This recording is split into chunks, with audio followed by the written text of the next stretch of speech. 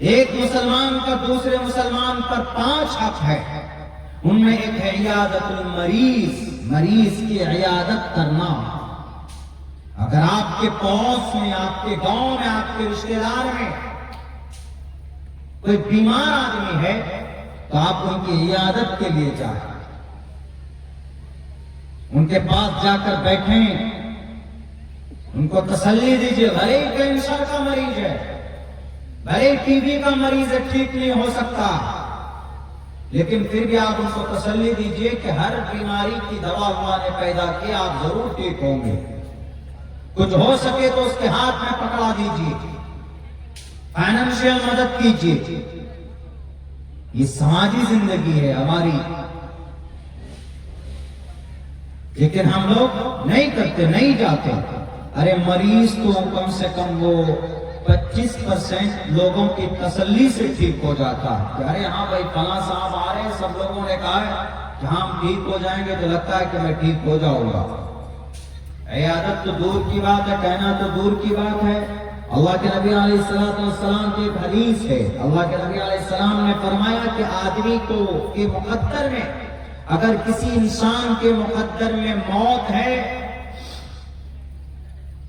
تو اسے تو کوئی نہیں بچا سکتا، ورنہ ایک دعا آپ مریض کے پاس بیٹھ کر آپ پڑھ دیں، 7 مرتبہ پڑھ دیجئے، تو اس کو بڑی سے بڑی بیماری ہوگی تو اللہ اس کو ضرور شفا عطا فرمائے گا۔ اسأل اللہ العظیم رب العرش العظیم ان یشفیک، بس اتنی چھوٹی سی دعا 7 مرتبہ پڑھ دیجئے اس کے پاس بیٹھ کر۔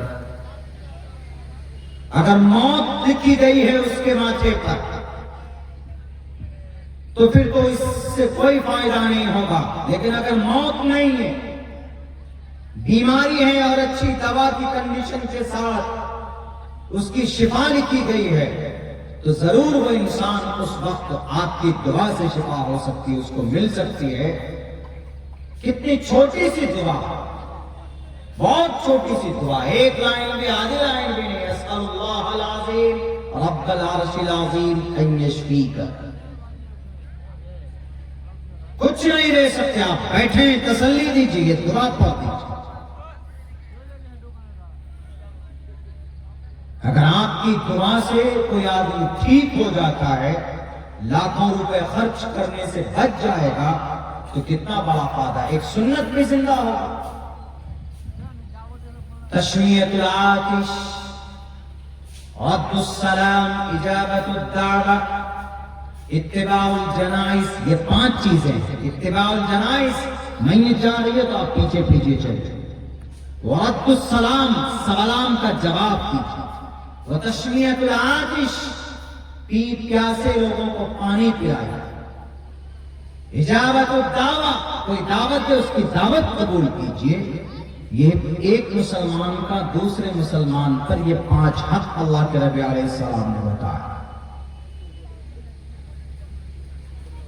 میرے بھائیوں، کامیابی آپ کو مل سکتی ہے تو نبی پاک علیہ السلام کی زندگی میں ہی کامیابی ہو سکتی ہے، باقی کسی کی زندگی میں کامیابی بالکل نہیں۔ تو اللہ کے نبی کی پرسنل لائف میں ہمیں دیکھا جاتا ہے کہ آپ کی زندگی کے اندر میں یونٹی، ظاہر سی بات ہے کہ آپ کے قریب میں گاؤں میں اگر کوئی آپ کی دعوت دے تو آپ جائیں، اجابت دعوت، دعوت آپ نے قبول کر لی، دعوت قبول کرنا، آپ نے دعوت دی، ہم نے قبول کر لی، یہ دعوت قبول کرنا الگ ہے، سنت ہے، کھانا سنت نہیں ہے۔ ورنہ بہت سے لوگ ایسا سمجھتے ہیں کہ بھئی آپ نے دعوت قبول کی لیکن آئے نہیں ہمارے، آپ کھانے میں شریک نہیں ہو پائے۔ جانا چاہیے، آپ کو دعوت دی گئی، آپ جائیے، اس سے انسیت بھی بڑھتی، محبت بڑھے گی۔ آپ کسی کی گھر کے فنکشن میں، کوئی ولیمے میں آپ کو بلائیں، آپ جائیے تو اس کی ہمت بڑھتی اور اس کی ضرورت میں کام آئیے۔ چلو تمہارے گھر میں تمہارے یہاں ولیمہ ہے یا تمہاری بیٹی کی شادی ہے، چلو تم مہمان آ رہا ہے تو ہم تمہارے ساتھ کھڑے ہیں، اس چیز کی ضرورت ہے، چلو ہم تمہیں مکمل کرتے ہیں۔ یہ سماجی زندگی ہوتی ہے جو ہونا چاہیے، نہیں کرتے ہم لوگ۔ رد السلام، سلام کا جواب، جواب تو دور کی بات ہے جناب، سلام ہی نہیں کرتے ہم۔ حضرت ابو ہریرہ رضی اللہ تعالی عنہ فرماتے ہیں اولا ادلکم علی شیء اذا فعلتم تحاببتم افشوا السلام بینکم، رواہ مسلم۔ حضرت ابو ہریرہ رضی اللہ تعالی عنہ روایت کرتے ہیں کہ اللہ کے نبی علیہ الصلوۃ والسلام نے فرمایا کیا میں تمہیں ایک ایسا وظیفہ نہ بتا دوں، ایک ایسا عمل نہ بتا دوں، اگر تم لوگ کرو گے تو آپس میں محبت بڑھے گی، محبت بڑھے گی، آپس میں محبت بڑھے گی۔ محبت کی بڑھوتری کے لیے اللہ کے نبی علیہ السلام طریقہ بتا رہے ہیں۔ وہ طریقہ کیا ہے؟ ابلا ادلکم علی شیء اذا فعلتم تحاببتم، آپس میں محبت بڑھ جائے گی، تحاببتم، آپس میں محبت بڑھے گی، انسیت بڑھے گی۔ افشوا السلام بینکم، سلام کو عام کرو، سامنے مل جائے کوئی چھوٹا ہو کے بڑا، سلام کیجیے۔ یہ سلام کا جواب دینا حق ہے، ہم لوگ کرتے ہی نہیں، سلام پیچھے رہتے۔ سلام کو عام کیجیے، اس سے محبت بڑھتی ہے۔ السلام علیکم دنیا کی واحد مذہب ہے جو دوسرے کو مل کر سلامتی کی آرڈر دیا گیا، دنیا کے کسی مذہب میں نہیں۔ ہندو دھرم میں جائیں گے تو رام رام، پرنام، آداب، یہی چلتا۔ نمستے، نمستے تو شریعت اسلام میں جائز بھی نہیں، پرنام بھی جائز نہیں، رام رام بھی جائز ہے۔ اسلامک کلچر میں، اسلامک شریعت میں not allowed to say these words، اس کی اجازت نہیں، آپ نہیں کہہ سکتے۔ آداب بولتا ہے بہت سارا، آداب بولنے میں کیا جواب دے سکتے ہیں کہ نہیں دے سکتے؟ اگر کوئی آداب بولتا ہے تو میں کہتا ہوں وہاں پہ حداکم اللہ، تو ہم جیسے وہ آداب بولتا ہم آداب بول دیتے، وہ سمجھتا ہے کہ آداب ہی بولا۔ آداب اور ہداک کا مطلب ہداک اللہ، اللہ تمہیں ہدایت۔ اگر کوئی آپ کو نان مسلم، اگر آپ کو وہ رام رام کہتا ہے تو آپ اس کو کہیے ہداکم اللہ۔ وہ سلام کا جب آپ کو سلام کرتا ہے السلام علیکم، تو آپ اس کو ہداکم اللہ کہیے کہ اللہ تمہیں ہدایت دے۔ ہمارے یہاں تنہا مذہب اسلام میں السلام علیکم سلامتی ہو، دکھا دیجئے دنیا کے اندر کوئی تہذیب اور کلچر اور کوئی مذہب ایسا ہے کہ جس کے اندر ملنے کے بعد آدمی کی سلامتی کی دعائیں کر رہا ہو۔ نہیں، تنہا there is only Islamic religion and this thing is found، یہ چیزیں پائی جاتی ہیں۔ کیا؟ السلام علیکم، السلام علیکم، آپ پر سلامتی ہو۔ اسی لیے محبت بڑھے گی کیوں؟ اگر دشمن بھی ہے آپ اس کو بھی سلام کیجیے۔ 10 مرتبہ 5 مرتبہ سلام کرو گے تو آگے چل کر کبھی نہ کبھی یہ سوچے گا کہ ارے میں تو اس کے لیے ہمیشہ سازشیں رچ رہا ہوں، لیکن یہ جب بھی ملتا ہے تو سلام کرتا ہے، میرے لیے سلامتی کی دعائیں کرتا ہے۔ آج کل کون کس کے لیے سلامتی کی دعائیں کرتا ہے؟ تو آپ کا دشمن بھی آپ سے محبت کرنے لگے گا۔ یہ کر کے تو دیکھیے۔ تو یہ ملی چیزیں، محبت بڑھانے کے لیے چیزیں، تو ان سب کو کرنے سے کیا ہوگا؟ ان سب کو کرنے سے یونٹی آئے گی، محبت بڑھے گی، اسٹرانگ۔ لیکن آج بانٹنے کی پوری سازشیں چل رہی، بانٹا گیا، ہم سب بٹ جاتے۔ کوئی نیتا آتا بھاشن دیتا، مسلمان بٹ جاتا۔ کوئی اور آیا، بڑا آدمی آیا، اس نے اپنی بات رکھی، آپ کو کچھ نہیں دیکھنا، آپ کو مذہبی اعتبار سے آپ کے سامنے میں آپ کا بہتر رہنمائی، رہبری کرنے والی کوئی چیز ہے تو قرآن شریف۔ ترکت فیکم امرین لن تضلوا ما تمسکتم بہما کتاب اللہ و سنت رسول اللہ۔ دو چیزیں ایسی ہے کہ اگر آپ اس کو مضبوطی سے پکڑے رہو گے تو آپ گمراہ نہیں ہو سکتے۔ ایک قرآن، ایک احادیث رسول، یہ چیز، ورنہ ہر کوئی بانٹے گا، ہر نیتا آئے گا آپ کو ورغلائے گا، کوئی آئے گا آپ کے بیچ میں آپ کا رہنما اور رہبر بن کر، لیکن وہ سب اپنے اپنے فائدے کے لیے آئیں گے۔ آپ کا فائدہ کس میں؟ آپ کا فائدہ قرآن میں۔ آپ کا فائدہ کس میں؟ آپ کا فائدہ جناب محمد رسول اللہ کی زندگی میں۔ آپ کا فائدہ کس میں؟ صحابہ کرام کی مکمل سیرت اور ان کی زندگی میں۔ آپ کا فائدہ کس میں؟ اللہ کے فرمان میں۔ آپ کا فائدہ کس میں؟ اللہ کا جو حکم اور آرڈر ہے، اللہ کے نبی کا جو طریقہ ہے جناب محمد رسول اللہ کا، اس میں فائدہ ہے۔ کسی کے کہنے پر بٹ جانے سے یا کسی کے کہنے پر غلط فیصلہ لے لینے سے یہ امت ہمیشہ سے غلط نتیجہ آیا۔ پوری دنیا کے اندر کوئی بچانے کے لیے نہیں آتا ہے، اسی لیے کسی کی باتوں پر بٹنا نہیں، ایک اللہ کی ذات پر ایمان اور آستھا رکھنا ہے، اللہ کی رضا کے لیے کام کرنا ہے۔ انشاءاللہ تبارک و تعالیٰ کوئی آپ کو ٹچ نہیں کر سکتا۔ آج لوگ کہہ رہے ہیں دنیا کے اندر، ڈگڈگی بجا رہے ہیں کہ میں تمہارا خیر خواہ ہوں، میں تمہارا سچا دوست ہوں، میں تمہیں بچا سکتا۔ ابھی ہم نے دیکھا اسی راجنیتک سفر میں بہت سے لوگ تو یہ کہنے لگے مجھے ووٹ دو، نہیں دو گے تو تمہارا قبرستان ختم، تمہاری مسجد ختم، تمہارے مدرسے تالے لگ جائیں گے۔ ایسے ایسے جملے بکواس بند کرو، جملے بات جھوٹے۔ تم کیا مدرسوں کو، مسجد کو اور مکتب کو بچاؤ؟ اللہ کا قرآن، اللہ کے قرآن کی تعلیم جہاں جہاں پائی جائے گی، اللہ کے قرآن کی حفاظت کون کرتا؟ اللہ کرتا۔ اور اللہ کا قرآن جہاں رہے گا اس جگہ کی بھی حفاظت اللہ کرے گا۔ تم جھوٹے نیتا یہ بول کر مجھے ووٹ کرو میں تمہاری مسجد بچاؤں گا، 350 مسجدیں شہید کی گئی، تم دل میں گھسے ہوئے تھے، تم ہمیں ووٹ کرو مدرسوں کو بچاؤں گا، مدرسہ عزیزیہ جلا دیا گیا، تم کہاں دل میں گھسے ہوئے تھے؟ دوبارہ کیوں نہیں بنایا تم نے؟ قبرستان کے قبرستان اجاڑ دیے گئے، کہاں تھے اس وقت؟ آج آپ کو کرسی بچانی ہے، آج آپ کو جیتنا ہے، اپنے اپنے کینڈیڈیٹ کو جتانا، تو ہم کو ووٹ کرو، ہم تمہاری مسجد بچا دیں۔ مسجد اللہ کا تھا، اللہ بچائے۔ مسجد اللہ کی جگہ ہے، اللہ کا گھر ہے، پوتر ترین جگہ۔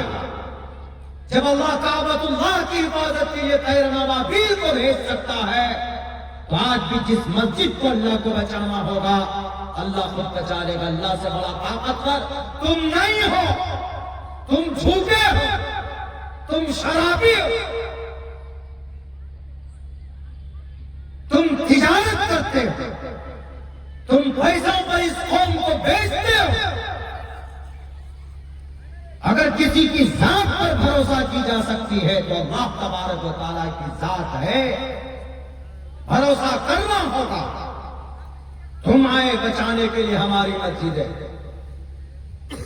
جب کعبۃ اللہ کو گرانے کے لیے کم وقت ابرہہ چلا، پورے دم ہاتھیوں کو لے کر، لشکر کو لے کر چلا، تو بیت اللہ شریف سے کچھ دور قریب اپنے فوجوں کو روک کر کہا کہ اس کا متولی کون ہے، ذرا بلا کر لا۔ بیت اللہ شریف کا متولی صدر کا بلا کر، تو اس وقت اللہ کے نبی علیہ السلام کا جنم نہیں ہوا تھا، آپ کی پیدائش سے پہلے کا معاملہ، کچھ دن پہلے کا معاملہ۔ تو ان کو جب بلایا گیا عبد المطلب کو، عبد المطلب کون؟ اللہ کے نبی کے چچا، عبد المطلب دادا۔ اللہ کے نبی علیہ السلام کے والد محترم کا نام عبداللہ، عبداللہ کے والد عبد المطلب، عبد المطلب کا اصل نام شیبہ، شیبۃ الحمد۔ ایک لمبی ہسٹری ہے، نام عبد المطلب کیوں پڑا؟ پڑھیے تفسیر کی، سیرت کی کتابوں میں، احادیث کی کتابوں میں اس کی وضاحت مل جائے۔ تو بہرے کر ان کو بلایا گیا کہ آؤ عبد المطلب، بلایا گیا، کہا یہ بتاؤ تمہاری کوئی خواہش ہے ہم اس کو گرانے کے لیے، ڈھانے کے لیے؟ انہوں نے کہا کہ نہیں، میری ایک گزارش آپ سے بادشاہ صاحب، آپ اس گھر کو گرانا چاہتے گرائیے، یہ میرا گھر نہیں ہے، یہ اللہ کا گھر، بیت اللہ۔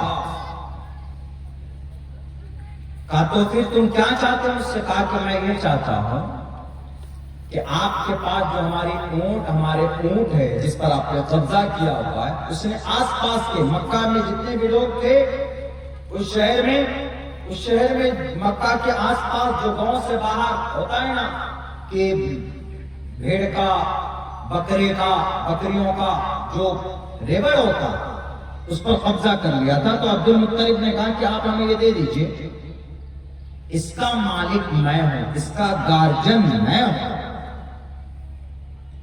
گھر کا مالک، گھر کا گارجن اصل میں اللہ، میں نہیں، اسی لیے میں اس کی حفاظت کی گزارش آپ سے کر رہا ہوں، آپ ہمیں یہ دے دیجئے، واپس کر دیجئے، اور آپ رہی بات یہ گھر، اللہ اس کا مالک، اللہ دیکھ لیتے۔ کہا اچھا میں تو گرانے آیا ہوں، دیکھتا ہوں تمہارا اللہ کتنی طاقتور۔ اب رہا جاتا قریب ہوتا تو یہ دیکھ لیجئے، گھر کا جو کعبۃ اللہ، مسجد، بیت اللہ مسجد ہے، اللہ کا گھر ہے، اس کی فضیلت بڑی ہے، اور جو ہماری مسجد ہے وہ بھی مسجد ہے، وہ الگ بات ہے کہ اس کی طرف فضیلت نہیں ہے، وہاں پہ نماز پڑھنے کی فضیلت ہے، لیکن ایسا نہیں کہ اس کی فضیلت نہیں ہے۔ جو پوتر ترین مقام بیت اللہ کا، وہی پوتر ترین مقام ہماری مسجدوں کا بھی ہے۔ ان احب البلاد الى الله مساجدها وابغض البلاد الى الله اسواقها، پوری دنیا میں سب سے زیادہ پسندیدہ کوئی جگہ اللہ کو ہے تو وہ مسجدیں ہیں۔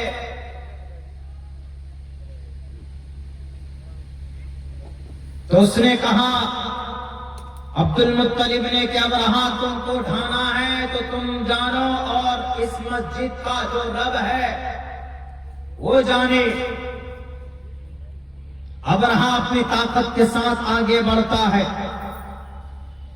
جو جانور تھے ہاتھی اور گھوڑے، ان کو دور سے پتہ چل جاتا ہے سامنے کوئی خطرہ ہے، ان کا ہاتھی اور ان کے گھوڑے آگے قدم نہیں بڑھا رہے تھے۔ بڑی کوشش کے بعد وہ جانور آگے بڑھے، جب قریب تھا کہ اس کی اینٹ سے اینٹ بجا دی جاتی، اس کی دیوار ڈھا دی جاتی، شہید کر دیا جاتا، تو اللہ تبارک و تعالیٰ نے طیرن ابابیل کو بھیجا۔ الم تر کیف فعل ربک باصحاب الفیل، یہ جو سورہ الم تر کیف ہے، اس کے اندر اسی واقعے کی وضاحت کی گئی ہے۔ الم تر کیف فعل ربک باصحاب الفیل الم یجعل کیدہم فی تضلیل وارسل علیہم طیرن ابابیل، اللہ نے ان لشکر کے اوپر طیرن ابابیل کو بھیجا۔ طیرن ابابیل چھوٹا پرندہ، بہت چھوٹا، اس کے چونچ میں ایک چھوٹا سا پتھر کا، ایک کنکر کا ایک ٹکڑا، دونوں ٹانگوں میں بھی اور چونچ میں بھی، وہیں سے آسمان سے جیسے ہی گرایا اس کی طاقت اتنی بڑھ جاتی ہے، اسی طیرن ابابیل کے اسی کنکر کو دیکھ کر، اسی پتھر کو دیکھ کر گولی بنائی گئی، گولی AK-47 میں جو بندوق کی گولی بنتی۔ سائنسدانوں کو میڈیکل سائنس کی ریسرچ اور تحقیق، جب ایک آسمان سے پتھر اپنی چونچ سے ایک پرندہ گرا رہا ہے، اس کی طاقت اتنی ہے کہ اگر سر پر وہ پتھر لگا، جس کے افسران کا جس کے سر پر لگا تو وہ وہیں پر ڈھیر ہو گیا، کہ جب ایک معمولی سے پتھر چونچ سے نکل چل کر گرا، اتنی طاقت ہو سکتی ہے، تو ہم بھی کوئی اس طرح کی چیزیں اگر اسپرنگ میں ڈال کر اگر اس کو زور سے چھوڑیں گے تو انسان کی باڈی کو ڈیمیج کرے گی باڈی، تو وہیں سے اس چیز کی ایجاد کی گئی۔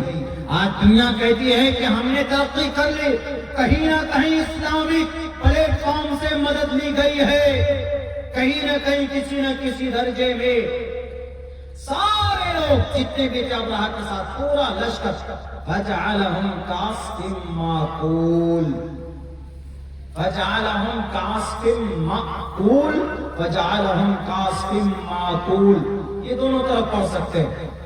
کھایا ہوا بھوسا نہیں ہوتا جسے ہم لوگ کبھی چارہ ڈالتے ہیں بھینس کو یا بیل کو، اس میں استبل میں ناد بولتے ہیں، تو وہ کچھ کھاتا ہے کچھ گرا دیتا ہے چبا گر کے، ویسا کھائے ہوئے بھوسے کے مانند، کھائے ہوئے بھوسے کے مانند پوری لشکر تباہ برباد کر دی گئی۔ جب کوئی اللہ کی مسجد کو مٹانے آئے گا، اللہ سب دیکھ رہا ہے، اللہ ضرور اپنی مسجد کی حفاظت کرے گا۔ لیکن آج کچھ نیتا لوگ ہیں، آئے ہم تمہاری مسجد بچا دیں گے، ہم تمہارے مدرسے بچا دیں گے، کم وقت تم اپنے آپ کو نہیں بچا سکتے، تم ہماری مسجد کو کیا بچاؤ؟ یہی قوم کو بانٹتے ہیں، اور ہماری قوم ارے واہ بڑی اچھی تقریر کر رہا، ارے واہ یہ تو ہماری مسجدیں بچا گا، یہ تو اکیلے لڑ جائے گا سب سے، یہ تو جتنی باتیں کر رہا ہے سب ہماری تقدیر بدل دے گا۔ آپ کی حالت کوئی نہیں، آپ اپنی حالت خود بدل سکتے ہو، ورنہ کوئی نہیں بدل سکتا۔ ان اللہ لا یغیر ما بقوم حتی یغیروا ما بانفسہم، جب تک ہم اپنے آپ کے اندر نہ ٹھان لیں ہمیں اپنی حالت بدلنی ہے، تو ہماری حالت کوئی نہیں بدل سکتا، کوئی نہیں بدل سکتا۔ ظالم بادشاہ کیوں نہ بیٹھا ہو، اس کو بھی حساب دینا ہوگا۔ جان اور پتی پر جا سکھ داتا، سو نر ترت نرکم ہو جاتا، سنسکرت کا ورڈ ہے، اس میں بھگوت گیتا تھا، اس میں کہا گیا جان اور پتی پر جا سکھ داتا، سو نر ترت نرکم ہو جاتا۔ جو بادشاہ جا نرپتی پر جا، پرجا کے ساتھ انصاف نہیں کر سکتا، پرجا کے ساتھ ظلم کرتا ہے، پرجا مطلب عوام، لوگوں کے ساتھ ظلم زیادتی کرتا ہے، لوگوں کو پریشان کرتا ہے، اس میں بادشاہ کون ہے؟ اگر آپ گھر میں گارجن ہیں تو آپ بھی بادشاہ ہیں، اگر آپ اپنے پنچایت کے مکھیا ہیں تو پورے پنچایت کے آپ بادشاہ ہوئے، اگر آپ اپنے ودھان سبھا کے ایم ایل اے ہیں تو پورے ودھان سبھا کے گارجن ہوئے، اگر آپ ایم پی ہیں تو پورے لوک سبھا کے گارجن ہوئے، اگر آپ سی ایم ہیں تو پورے اسٹیٹ کے گارجن ہوئے، اگر آپ پی ایم ہیں، ادھیکش ہیں، صدر ہیں تو پورے ملک کے آپ گارجن ہوئے۔ ان سب کے لیے شریمد بھگوت گیتا میں کہا ہے، بہار کے نیتاؤں، بہار کے پرائم منسٹر اور بھارت کے پرائم منسٹر اور بہار کے سی ایم، سب کے لیے جان نرپتی پر جا سکھ داتا، سو نر ترت نرکم ہو جاتا۔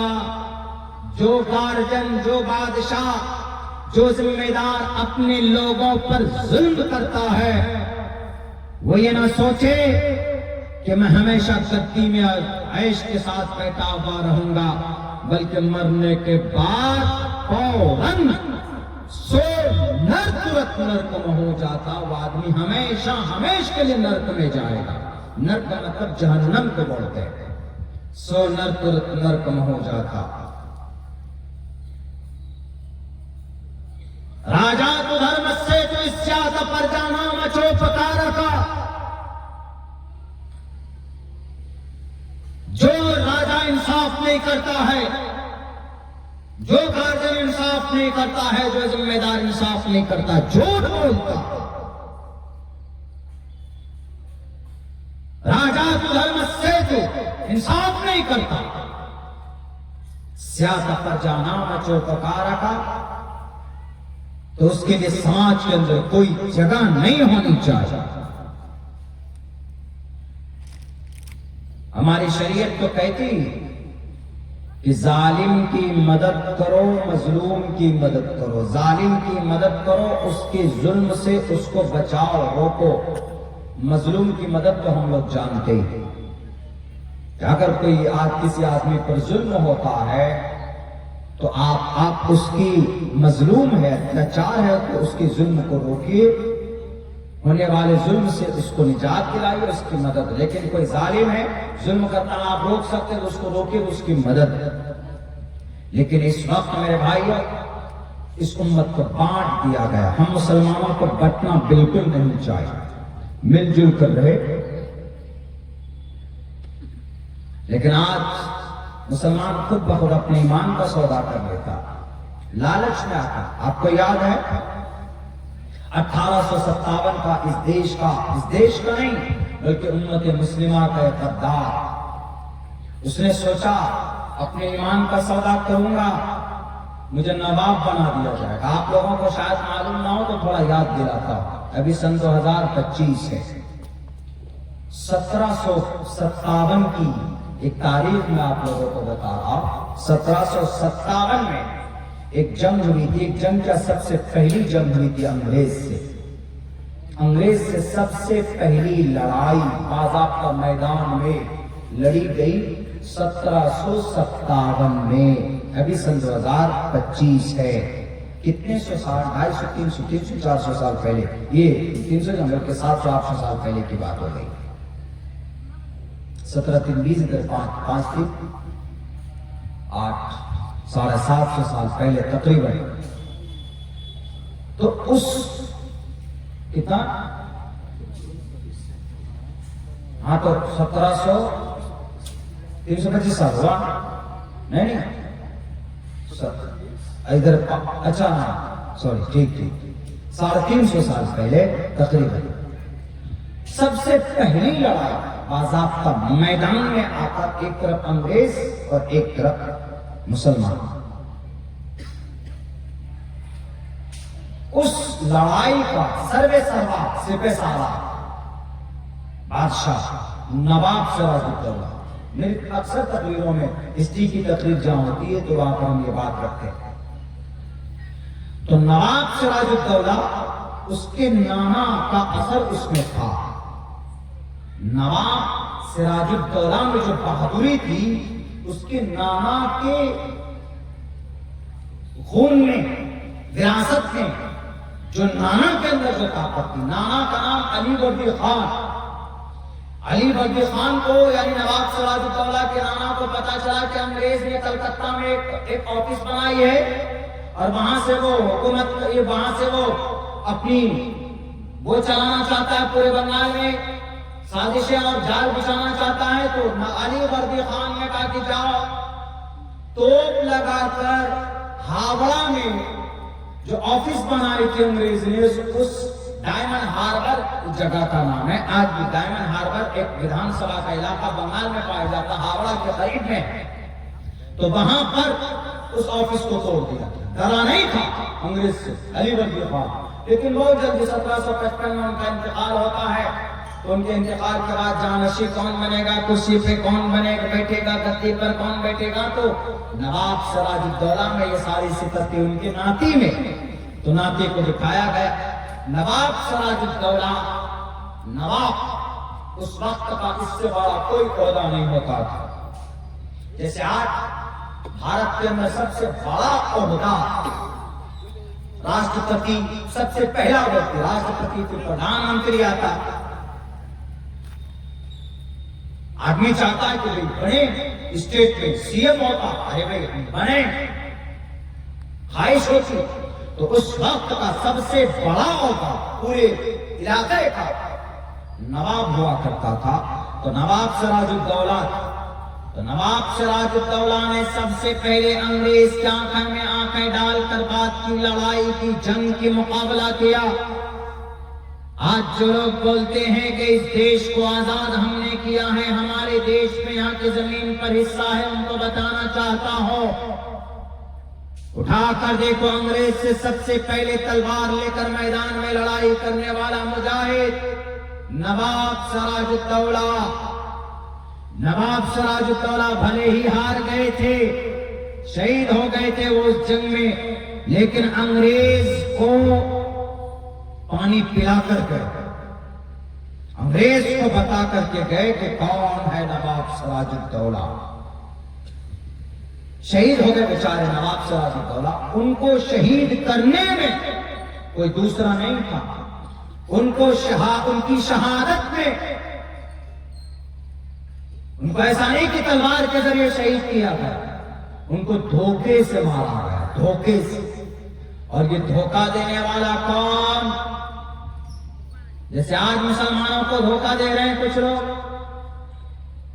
आज पूरे भारत में हम तुम्हारे सच्चे वफादार, और अंदर अंदर पता चल रहा है कुछ और काम कर रहे हैं वो।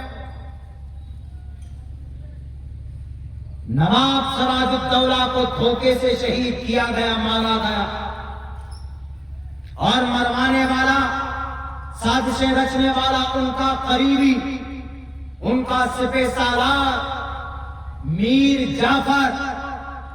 इसलिए गद्दार वतन कहा जाता है, जहां पर भी मीर जाफर आएगा आगे गद्दार वतन लिखा हुआ आएगा।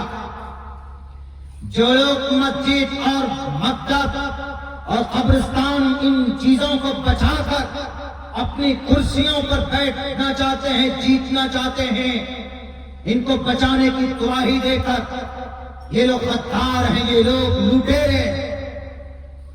नवाब सिराजुद्दौला को के पीछे साजिशें रचने वाला उनका खुद का सिपहसालार, जिन पर नवाब सिराजुद्दौला एतमाद करता था, जैसे आज हम इन लोगों पर एतमाद करते हैं, यही है जो हमारे लिए लड़ रहे हैं, अरे यही है जो हमारी मस्जिद बचा देगा, हमारा मकतब, हमारे मदारिस बचा देंगे, हमारी मसाजिदें बचा देगा, इन्हीं को हम समझते हैं। लेकिन पीठ पीछे हमका रिश्ता कुछ और होता है कुछ लोगों से, जो देश के और मुल्क के मिल्लत के दुश्मन हैं, उनसे जुड़े हुए होते आपकी रीढ़ की हड्डी तोड़ने के लिए। मेरे भाइयों, नवाब सिराजुद्दौला अंग्रेज से मिल